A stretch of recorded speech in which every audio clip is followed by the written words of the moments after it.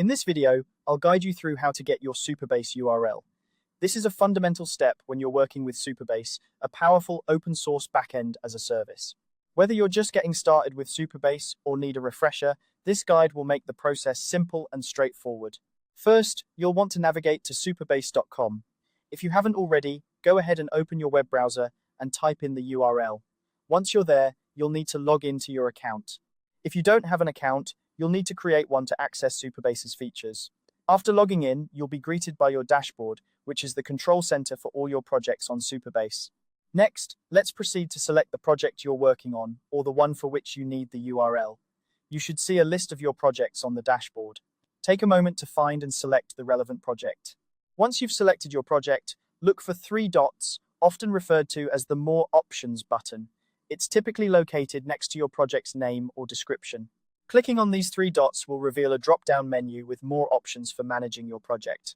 From the drop-down menu, you'll want to click on Settings. This area is where you can configure various aspects of your project, so it's a good idea to familiarize yourself with it if you're planning on using Supabase extensively. Within the settings, you'll find several tabs or sections, each dedicated to different configurations and details about your project. Now, locate and click on Data API. This section is crucial for accessing your project's API configurations. The Data API is what allows you to interact with your database programmatically, and it's where you'll find the information you need. Once you're in the Data API section, you'll see various API-related details. Here is where the magic happens. You should now see your API URL displayed on the screen. This URL is vital as it serves as an endpoint for any API requests you make to your Supabase project. Having this URL allows you to connect your application to the Supabase backend seamlessly. Make sure to copy and securely store this URL, as you'll need it whenever you're setting up requests or configuring your client application. And there you have it. You've successfully located your Supabase URL. Remember, understanding where to find your API URL is essential for integrating your applications with Supabase's powerful backend services.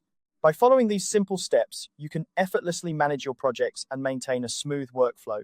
If you have any questions or run into any issues, don't hesitate to reach out to Supabase's support or community forums. They're a great resource for troubleshooting and learning more about what you can do with Supabase. Thanks for watching, and I hope this guide has been helpful for you. Keep exploring and developing amazing projects with Supabase.